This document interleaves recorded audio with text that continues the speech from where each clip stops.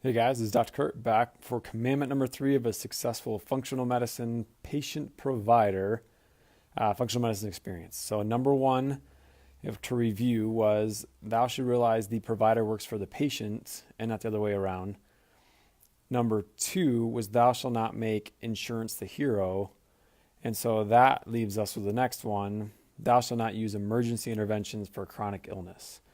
And I think to point out, not all illness is created. There's event-based illness, which is infection, broken bones, emergency, acute type of stuff. And there's chronic illness, which is long-term, multifaceted, multi-system, those types of things. And you can't apply what you would use in an emergency room to chronic illness. That's why we're in such a big hole right now with healthcare, is because that's what we've been trying to do. Our healthcare system is filled, 86% of our spending is chronic illness.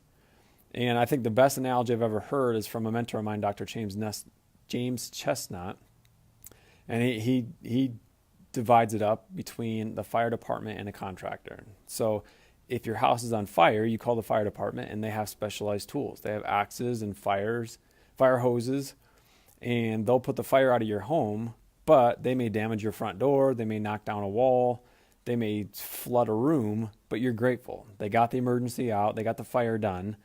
And the problem is you don't call them the next day to rebuild your wall. You have to call a contractor. And the contractor has the right tools for rebuilding the wall and rebuilding the house with paint and brushes and hammers and nails and those types of things. Where the division is created and I don't know what you want to say, kind of the egos are stepped on, is when we're trying to apply one type of healthcare to the other's realm. So with drugs and surgery, that's the emergency department. That doesn't work for chronic illness. The more we apply those interventions to chronic illness, the more disability rates due to that illness go up. The more we put people on antidepressants, the more disability due to depression goes up. The more we try to lower cholesterol to improve heart disease, the more heart disease goes up. And so you have to delineate between, okay, is this acute, traumatic, event-based illness, or is it a chronic illness? Because chronic illness means lifestyle illness. And so that goes back to you being the hero and you being the only one that can actually reverse that. So your functional medicine provider will work with you and guide you in that realm.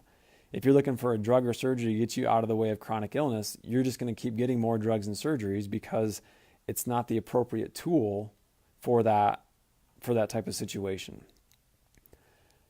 So thanks for listening, and we'll talk later.